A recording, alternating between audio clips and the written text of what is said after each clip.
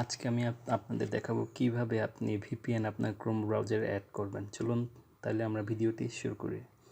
প্রথমে আপনি আমাদের ক্রোমতিয়া ব্রাউজারটি খুলবেন, তারপর ঠিক এই আইকন থেকে ক্লিক করবেন। ক্লিক করে মোর টুলসে যাবেন। মোর টুলস থেকে আপনি এক্সটেনশনে চলে যাবেন।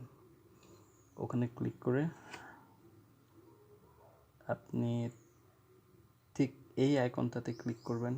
এই আইকনটাতে ক্লিক করার পর আপনি এখানে ডাবল ক্লিক করবেন। ডাবল ক্লিক করার পর আপনি ঠিক সার্চের জায়গায় আপনি ভিপিএন টাইপ করবেন। টাইপ করার পর এন্টার দেবেন।